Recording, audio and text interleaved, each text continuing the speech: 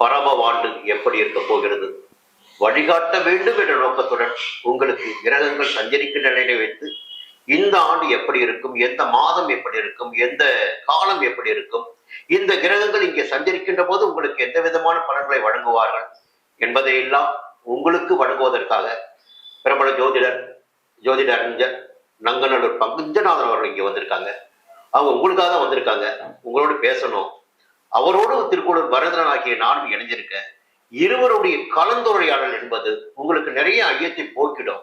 ஏன்னா எனக்கு தெரியாது அவர் சொல்லுவாரு, அவருக்கு தெரியாது நான் சொல்லுவேன். நாங்க இருவரும் இணைந்து பேசுகின்ற போது நிறைய தகவல்கள் உங்களுக்கு கிடைக்கும். அப்ப இதில் வழிகாட்டுதல் மட்டும்தான் உங்களுக்கு.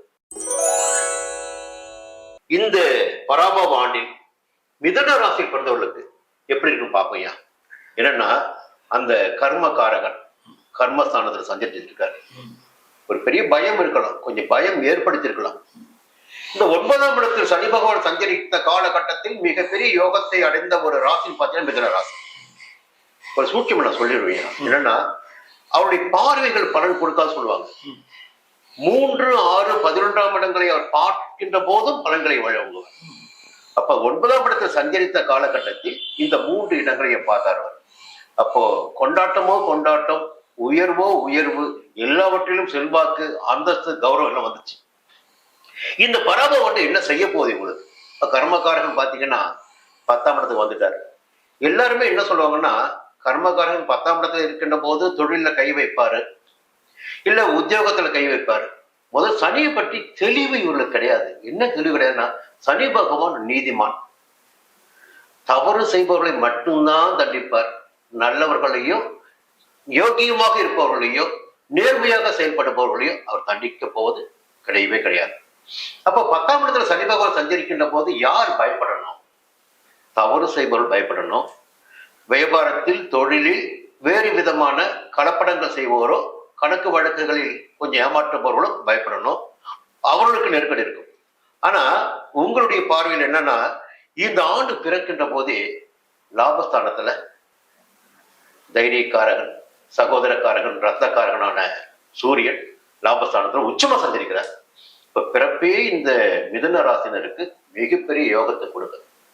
இன்னொரு பக்கம் என்னுடைய பார்வையில சொல்லிடுறவங்க, என்னுடைய பார்வையில எல்லாருமே ஜென்மகுரு காலகட்டம் வந்து மிகப்பெரிய சங்கடத்தை கொடுக்கும், அலைச்சலை ஏற்படுத்தும், குடும்பத்திற்கும் எவ்வளவுக்கும் இடைவெளியை ஏற்படுத்த சொல்றாங்க. என்னுடைய அனுபவத்தில் எப்படின்னா குடும்பத்தை விட்டு நீ ஏன் விலகி இருக்கிற, எதற்காக விலகி இருக்குன்னா அப்பதான் 5ஆம் இடத்தையும் 7ஆம் இடத்தையும் 9ஆம் இடத்தையும் பார்ப்பார். ஒரு மனிதனுடைய இயக்கம் மட்டும்தான் அவனை வாழ வைக்குது. இப்போ வேலைக்காகவோ, முதலீட்டினை தேடுவதற்காகவோ, வியாபாரத்திற்காகவோ குடும்பத்தை விட்டு கொஞ்சம் ஓடிக்கிட்டே இருந்தா பணத்தை சம்பாதிக்க முடியும், ஒரு இடத்த வாங்க முடியும், திருமணம் செய்துக்க முடியும், உயர்கல்விக்கு போக முடியும். இப்படி வாழ்க்கையின் அத்தியாவசியங்கள் எல்லாம் ஜென்மகுரு காலம் தான் பல பேருக்கு வழங்கிட்டு இருக்கு. இப்ப ஜென்மகுருடைய காலகட்டம் அடுத்து வரப்போதும் போதே 2ஆம் இடத்துல குரு, அந்த காலகட்டம் யோகமா இருக்க போகுது. அந்த 2ஆம் இடத்துல சஞ்சரிக்கின்ற போது அந்த 10ஆம் இடத்து சனி பகவானையும் பார்க்க போறார். அப்போ மிகப்பெரிய யோகங்கள் எல்லாவற்றிலுமே மிதுன ராசினருக்கு இந்த ஆண்டில் இருப்பதற்கு வழிகள் இருக்கு. உங்களுடைய கருத்தை சொல்லுங்க. ஒரு பெரிய வாழ்த்துக்களை நீங்க சொல்லியிருக்கிறீங்க மிதுன ராசிக்காரர்களுக்கு. மிதுன ராசிக்காரர்களை பொறுத்த வரைக்கும் ராசிக்கு அதிபதியான புதன், 10ஆம் இடத்திற்கு அதிபதியான குரு, இந்த 2 பேருடைய கணக்கு எடுத்துக்கிடணும். கர்மச்சனி அப்படின்னு சொல்லும் போது 10ஆம் இடத்துல சனி அமர்வதைத்தான் கர்மச்சனி சொல்றோம். அந்த சனிக்கு 10ஆம் இடத்துல இருக்கிறதுனாலே உங்களுக்கு பிரச்சனை வந்துருமான்னா அப்படி எடுத்துக்கிட வேண்டியது இல்லை. அது என்ன காரணம் அப்படின்னா அதற்கு ஸ்தானாதிபதியா இருக்கக்கூடிய குரு இவங்க ராசிக்கு வந்துட்டார். இவங்க ராசியாதிபதியா இருக்கக்கூடிய புதன் 10ஆம் இடத்துக்கு போயிட்டாரு. அந்த பரிவர்த்தனா யோகம் அற்புதம் தான். புதன் குருவுடைய சேர்க்கையே ஒரு நல்ல கல்விமானாக, ஒரு நல்ல அறிவாளியாக அவர்களை திகழ வைக்கும். இப்ப இந்த புதன் குரு பரிவர்த்தனை என்பது இவர்களுக்கு பெரிய மேன்மையை கொடுக்கும். 10ல சனி இருக்கும்போது சிலருக்கு ஒரு வேலை மாற்றம் ஏற்பட்டிருக்கு. சிலருக்கு வந்து ஏற்படக்கூடிய வேலை மாற்றம் ஏமாற்றமா இல்லாம முன்னேற்றமா இருக்க போகுது. அது ஒண்ணு. அறிவுபூர்வமான விஷயங்கள், டெக்னிக்கல் விஷயங்கள், அதுல இவர்கள் மிகப்பெரிய அளவுக்கு ஜொலிப்பாங்க. இந்த புதன் குரு பரிவர்த்தனை பெரிய அளவுக்கு கல்வி வளர்ச்சி, பொருளாதார வளர்ச்சி, இவர்களுக்கு வந்து பெரிய தன்னுடைய சார்ந்த துறைகள்ல டெக்னிக்கல் நாலேஜ் அதனால் உயர்வதை தான் அது தருமே தவிர கர்மச்சனி இனி இவர்களை பாதிப்ப போது இல்லை, ஒரு வேலையில பாதிப்பு இருந்துச்சுன்னா இனி இவங்க தப்பிச்சுக்கிடுவாங்க ஒரு சூழல். தப்பிச்சுக்கணும் ஒண்ணு. இரண்டாவது, நான் என்னுடைய கஸ்டமர்ஸ் நிறைய பேர் வராங்களே, இவங்கள்ட்ட நான் பார்த்திருக்கிறது, கடந்த 5 ஆண்டுகளாகவே மிதுன ராசிக்கு சூழ்நிலைகள் சரியில்லை. 2020 இவங்களுக்கு பாதிப்பு ஏற்பட்டது. 25 வரைக்குமே இவர்களுக்கு பாதிப்பு தான். அப்ப அஷ்டம சனிங்க 20. இப்போ பாக்கிய சனி வந்து அவங்களுக்கு பாதிப்பு கொடுக்க வாய்ப்பு இருந்திருக்காது. பாக்கிய சனி காலத்திலும் பாதிப்போடு வந்தவர்கள் மிக அதிகமாக இருக்கிறார்கள். அதுக்கு என்ன காரணம் கேட்டீங்கன்னா, ஜென்மத்தில் குரு, 9ல் ராகு அப்படின்னு நீங்க எடுத்துக்கிற போது, பாக்கியத்துல ராகுங்கிறது 9ஆம் இடத்து ராகு சொல்றீங்க. இது என்ன பேருன்னா, இதுக்கு பேரு சண்டாள யோகம் பேரு. சண்டாள யோகம் வருகிற போதெல்லாம் மனிதர்களை அது ரொம்ப பாதிக்கும். அப்படிப்பட்ட பாதிப்பில் பல மிதுன ராசிக்காரர்கள் இருந்தார்கள். அப்ப நான் என்னுடைய பல இடங்கள்ல பேசுகிற போதே சொல்லிட்டு, சண்டாள யோகம், குரு சண்டாள யோகம் அது பேரு. இந்த நேரத்துல கடுமையா உழைங்க, பிற்காலம் நன்றாக இருக்கும் சொல்லிட்டு இருந்தோம். அந்த நல்ல நேரம் இப்ப ஆரம்பிக்குது. 12ஆம் இடத்துல குரு பகவான் இருந்தாரு, நிறைய சுபகரியமா தான் இருக்கு. நிறைய சுபகரியம், இடம் வாங்கியிருப்பாங்க, வாகனம் வாங்கியிருப்பாங்க, அவங்களுடைய அத்தியாவசியங்களுக்காக சௌகரியம் பண்ணிருப்பாங்க. அத்தியாவசியங்களுக்கு பணம் இல்லைன்னு சொன்னாங்க சார் பல பேரு. மிதுனத்து ராசிக்காரங்க இந்த 12ல குரு இருந்த சென்ற ஆண்டு எங்களுக்கு பணமே இல்லைங்க, கையில நிக்கலங்க பணம் அப்படின்னு வருத்தப்பட்டாங்க. ஜென்மத்துல குரு வந்த பிறகு இவர்களுக்கு முதல் 6 மாதங்கள் நிறைய பிரச்சனை கொடுத்துச்சு. கடந்த சில மாதங்களாக 2026 ஆரம்பிச்ச பிறகுதான் சில மாற்றங்கள் ஏற்பட்டிருக்கு. இப்ப இது என்ன ஆக போகுதுன்னா, இவங்களுடைய தொழில் ஸ்தானாதிபதியே உச்சமாக போறாரு. ஜூன் மாதம் 2ஆம் தேதியிலிருந்து அவர் உச்சமான பிறகு தொழில் வளர்ச்சி மிகச்சிறப்பாக இருக்கும். இந்த குரு வந்து 3 மாதங்களுக்கு முன்னாலேயே பலன் கொடுப்பாருங்கிறதுனால இந்த மார்ச் மாதமே இவர்கள் உணர தொடங்கி இருப்பாங்க, எங்களுக்கு பொருளாதார ரீதியா வளர்ச்சி வந்துருச்சு அப்படின்னு சொல்ல ஆரம்பிச்சிருப்பாங்க. பொதுவா ஒரு ராசியை நம்ம பார்க்கும்போது இதற்கு கொடுப்பினை எப்படி இருக்கிறது, இவங்களுடைய செயல்பாட்டு திறன் எப்படி இருக்குன்னு பார்க்கணும். மிதுன ராசிக்கு கொடுப்பினை எப்படி இருக்கிறதுன்னு பாத்தீங்கன்னா, லாபத்துல சுக்கிரன், பூர்வ புண்ணிய அனுக்கிரகம், நீ நிறைய வாழ்வாங்கு வாழலாம், நிறைய சம்பாதிக்கலாம் என்று ஒரு கொடுப்பினையை அந்த சுக்கிரன் கொடுத்துருது. அப்போ இந்த மிதுன ராசிக்காரர்களுக்கு பராபவ வருஷம் மிகச்சிறந்த கொடுப்பினை, இறைவனுடைய அனுக்கிரகம், பூர்வ புண்ணிய லாபம், பூர்வ புண்ணியாதிபதி லாபத்துல பூர்வ புண்ணிய லாபம் அவர்களுக்கு அமைகிறது. ஆனால் செயல்பாடு எப்படி இருக்க போகுதுன்னா, 10ஆம் இடத்தின் அதிபதி செயல்பாட்டை சொல்றாரு. அந்த 10ஆம் இடத்துல செவ்வாய், சனி, ராசிக்கு அதிபதி புதன் மிக கடுமையாக இவர்கள் உழைப்பார்கள். அது எந்த அளவுக்கு உழைக்கிறாங்களோ அந்த அளவுக்கு உயர்வு இருக்கு. வெள்ளத்தனைய மலர் நீட்டம், மாந்தரதம் உள்ளத்தனைய உயர்வு. அப்ப குரு வந்து பினான்சியலா ஒரு உயர்வை கொடுப்பாரு, சுபகாரியங்களை கொண்டு வந்து கொடுப்பாரு. ஏன்னா குரு தானே சுபகாரியங்கள் கொடுக்கக்கூடிய இயற்கை சுபர். பொதுவாக இந்த மிதுன ராசியில பிறந்தவங்களுக்கு உழைப்பதற்கு தயங்காதவங்க. அதே நேரத்தில் ஒரு விஷயம் பாருங்க, சூட்சுமம் இருக்கு. 3ஆம் இடம் தைரியஸ்தானம், வெறியஸ்தானம், பராக்கிரமம். அதான் சொல்லிட்டு அவரை சூரியனை பத்தி அங்க கேது இருக்காரு. அப்போ உழைப்பு உழைப்பு உழைப்பு என்பது நிச்சயமாக இருக்கும். இன்னொரு இவ்வளவு புகழ்ந்து பேசிட்டோம், யோகத்தை பேசிட்டோம், எல்லாமே பேசிட்டோம். சனி பகவானுடைய பார்வை பார்க்கணும்ல, சனி பகவான் பார்வை பார்க்கணும்.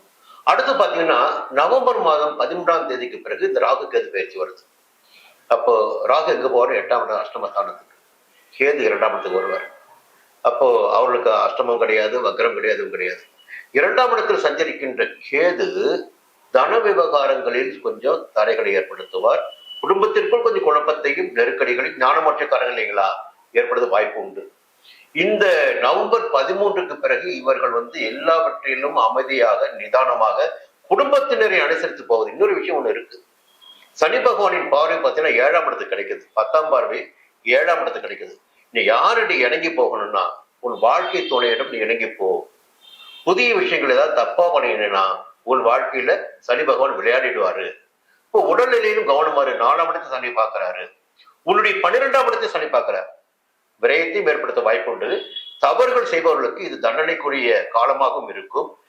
குடும்பத்தை அனுசரித்து நன்மைகள் செய்வோருக்கு இந்த காலம் சுபிட்சமான காலமாக இருக்கும். அருமையா சொன்னீங்க. அதாவது திருமண வாழ்க்கை பொதுவாகவே இந்த உபயராசிக்காரர்களுக்கு அவ்வளவு சிறப்பாக இருக்கிறது இல்லை. மிதுன ராசி ஒரு உபயராசி, 7ஆம் இடத்தின் அதிபதி, திருமணத்தை குறிக்கக்கூடிய கிரகமே பாதகாதிபதி ஆகி போச்சு. அப்போ அவர் பாதகத்தை தானே செய்வார். எப்பவுமே அது ஒரு பாதகம் இருக்கும்.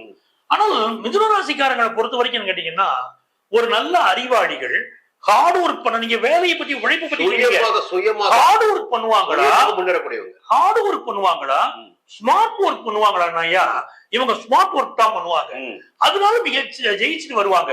உடல் உழைப்பு இவங்கள்ட்ட அதிகம் கிடையாது, மூளையினால உழைக்கிறதா இவங்க. அப்படி உழைத்து வாழ்க்கையை உயரக்கூடியவர்கள் நல்ல எழுத்தாளர்கள், நல்ல வழக்கறிஞர்கள், நல்ல ஆசிரியர்கள், நல்ல சொற்பொழிவாளர்கள், கம்ப்யூட்டர் துறையில கம்யூனிகேஷன் செக்டார்ல வல்லவர்கள் என்று மூளையை பயன்படுத்தி செய்யக்கூடிய எல்லா காரியங்களிலும் தொழில்களிலும் இவர்கள் சிறந்து விளங்குவார்கள். இது மிதுன ராசி. இப்ப 2ஆம் இடத்திற்கு குரு பகவான் வருகிற போது ஐயாவை கருத்து சொன்னீங்க, அதோடைய தொடர்ந்த விளக்கத்தை நேயர்களுக்கு சொல்லணும்னு நினைக்கிறேன். 2ஆம் இடத்திற்கு குரு பகவான் வரப்போகிறார்னு சொன்னா உடனேயே பணவரவு வர தொடங்கி இருக்கும். குரு பகவான் நல்ல தனவரவை கொடுப்பார். ஒண்ணு, நீங்க சொல்லக்கூடிய அந்த குரு கேது இணைவு நவம்பர் மாதத்துல அதுக்கு பேரு கேழ யோகம்னு பேரு. அந்த கேழ யோகம் என்பதுதான் நல்ல தனவரவை உங்களுக்கு தரும். கடன் வாங்கி தொழில் துறையில முன்னேறக்கூடியவர்கள் பலர் இந்த காலகட்டத்தில் இருப்பார்கள் அப்படிங்கிறது ஐயா சொல்ல வரக்கூடிய இந்த கருத்துடைய உட்பொருளாக நான் நினைக்கிறேன். குரு கேது சேர்க்கைக்கு பேரு கேழ யோகம். இதுல இன்னொரு விஷயம் என்ன அப்படின்னா, என்ன தகவல் என்னன்னா, அக்டோபர் மாதமே சிம்மத்துக்கு போயிடுறாரு குரு. சிம்மத்தை விட்டு இங்க வந்துடுறாரு கேது. அப்போ அந்த காலகட்டம் என்பது காட்டுகின்ற போது மறுபடியும் பிப்ரவரி மாதம் தான் குரு பகவான் கடந்து வராரு. அப்பதான் ஒரு இணைவு வருது. இந்த ஆண்டின் கடைசி பகுதியில தை மாதத்திற்கு பிறகு நீங்க சொல்லுகின்ற பணவரவு, உழைப்பு இப்போ கடைசி தை மாதத்துக்கு பிறகு அந்த குரு கேது இணைவு ஒரு மிகப்பெரிய கோடீஸ்வர யோகத்தை. இப்ப நம்ம சொல்ல வரதுடைய நோக்கம், 2ஆம் இடத்துக்கு கேது வராரு அப்படிங்கிறத இவங்க பயப்பட வேண்டாம். அந்த குரு பகவான் கடகத்துல இருக்காரு, மீண்டும் அவர் கடகத்துக்கு வருகிற போதும் அது கேழ யோகம் தான். அப்ப இவங்க பயந்து கிட வேண்டிய அவசியம் இல்லை. தொழில்துறையை சேர்ந்தவர்களுக்கு பெரிய வளர்ச்சி வரும். 7ஆம் இடத்திற்குரிய குரு 2ஆம் இடத்திற்கு வருகிறார். அவரே 7-10க்கு அதிபதி அப்படின்னு சொல்கிற போது திருமணம் சிலருக்கு கூடி வரும். திருமணம் கூடி வருவதோடு நல்ல தொழில் வளமும் பலருக்கு இப்ப அமையும். இதெல்லாம் மிக சிறப்பாக இருக்கு. அதாவது வெளிநாடு சென்று வேலை பார்க்கக்கூடிய யோகம், சனி பகவானுடைய பார்வை 12ஆம் இடத்தின் மீது பதிகிறது. வெளிநாடு சென்று வேலை பார்க்கக்கூடிய யோகமும் பலருக்கு வரும். சில பேர் அட்லீஸ்ட் டூராவது போயிட்டு வருவாங்க, அந்த யோகம் இருக்கு. இதுல என்ன விஷயம் அப்படின்னு கேட்டீங்கன்னா, 3ஆம் இடத்துல கேது பகவான் இப்ப இருந்துகிட்டு இருக்கார். அப்ப 3ஆம் இடத்துல கேது பகவான் இருக்கிற போது விநாயக பெருமான் வழிபாடு, தொந்தி கணபதியுடைய வழிபாடு இவர்களுக்கு ஒரு நல்ல ஒரு ஆற்றலை, வெற்றியை கொடுக்கும். பொதுவாகவே மிதுன ராசிக்காரர்களுக்கு மூச்சு சம்பந்தப்பட்ட பிரச்சனை, மூச்சு விடுவதில் பிரச்சனை, சளி பிரச்சனை இதெல்லாம் சிலருக்கு இருக்கும். அது மாதிரி வயிறு சம்பந்தப்பட்ட தொந்தரவு மிதுன ராசிக்காரர்களுக்கு பொதுவாக உண்டு. சமீப காலமாக இவர்களுக்கு இருக்கக்கூடிய பிரச்சனை என்னவாக இருக்கும் அப்படின்னா, முதுகு தண்டுவடம் சார்ந்ததோ, எலும்பு சம்பந்தப்பட்ட பிரச்சனைகள், எலும்பு நரம்பு சம்பந்தப்பட்ட பிரச்சனைகள் மிதுன ராசிக்காரர்களுக்கு இருந்து கொண்டுதான் இருக்கும். அப்படி இருக்கக்கூடியவர்களுக்கெல்லாம் ஒரு நல்ல விடிவு காலமாக குரு பகவான் 2ஆம் இடத்திற்கு வருகிற போது, அந்த சனியை பார்க்கிற போது இவர்களுக்கு ஒரு நல்ல விடுதலை கிடைக்கிறது. செவ்வாயும் பார்க்கிறார், ரோகக்காரகனையும் குரு பார்த்துடுறாரு. அப்ப வியாதியிலிருந்து விடுதலை கிடைக்கக்கூடிய ஒரு நல்ல யோகம், நல்ல தன யோகம், நல்ல தொழில் யோகம், பினான்சியலா முன்னேறக்கூடிய ஒரு அமைப்பு, கல்வியிலே ஒரு நல்ல வளர்ச்சி எல்லாம் இருக்கு. ஆனா இந்த குரு பகவான் யாருன்னா, 7-10க்கு அதிபதியாக இருப்பதும், 10ஆம் இடத்திலே சனி பகவான் இருப்பதும், குடும்பத்திலே தாய் தகப்பனுடைய உடல் நலத்துல ஒரு அக்கறை எடுக்கணும். உடல் நலம் பாதிக்கப்பட்ட தாய் தகப்பன் ஏதாவது இருந்தாங்கன்னா ரொம்ப மெடிக்கல் அட்வைஸ் எடுங்க. குடும்பத்துல ஒரு இழப்பு ஏற்படுவதற்கு வாய்ப்பு இருக்கு அப்படிங்கிறதுனால, கர்மச்சனிங்கிறதுனால அந்த உங்க ஜாதகத்தை எடுத்துக்கிட்டு தயவு செய்து ஜோதிடத்தை போங்க, அதற்குரிய பரிகாரங்களை செய்து கொள்ளுங்கள் அப்படிங்கிறது இவங்களுக்கு ஒரு அவசியம். ஆனா இவங்களுக்கு கல்வியில வளர்ச்சி, பொருளாதார வளர்ச்சி இருக்கு. ஒரு சிறப்பான தகவலைங்க, ஆண்டு பிறக்கின்ற போது ஜென்ம ராசி கூட தான் குரு இருக்காரு, 5ஆம் இடத்தை பார்க்கிறாரு. அப்ப குழந்தை பாக்கியம் நிச்சயமாக உண்டு, உயர்கல்வி நிச்சயமாக உண்டு. அடுத்து காதல் சில பேருக்கு ஏற்படும், திருமணத்துல போய் முடியும், திருமணத்திற்கும் வாய்ப்பு இருக்கு, சொந்த வீடு வாங்கி பால் காய்ச்சுவதற்கும் வாய்ப்பு இருக்கு. 9ஆம் இடத்துக்கு குரு பார்த்துறாரு. அப்போ இந்த ஆண்டு யோகமாக இருக்கும். என்னன்னா, கர்மகாரனுக்கு 10ல உட்கார்றாரு. கொஞ்சம் செய்து வருகின்ற தொழிலில் நியாயமாக இருக்கணும், வேலையில் மட்டும் பாத்தீங்கன்னா கொஞ்சம் நேர்மையாக இருக்கணும். இருந்துட்டா இவளுக்கு எல்லாமே யோகம்தான். வேறு திசையில் இவர்கள் செல்லக்கூடாது. வாழ்க்கை துணையுடைய ஆலோசனைகள் பயன் தரும்.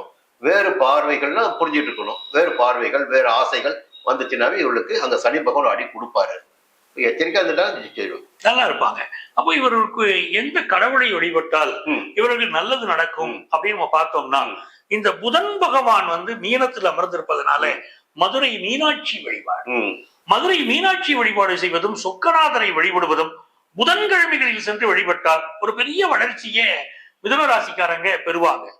வாழ்வியல் பரிகாரத்தில் பார்க்கிற போது திருநங்கைகள், திருநம்பிகள், ஏன்னா புதன் அளிக்கிறது, அதனால அதுக்கு பேரு வாழ்க்கையில் நலிவடைந்தவர்களுக்கு உதவி செய்யணும். அப்ப திருநங்கைகள், திருநம்பிகளுக்கு இவர்கள் உதவி செய்கிற போது இவர்கள் வாழ்க்கை மிக அற்புதமாக அது இருக்கும். இன்னும் சூட்சம் ஒண்ணு இருக்கு. அந்த 11ஆம் இடத்தை பலப்படுத்துவது, 11ஆம் இடத்து அதிபதியை பலப்படுத்துவது. அப்ப யாரு? 11ஆம் இடத்து அதிபதி பலம் இழந்து உட்கார்ந்து இருக்காரு.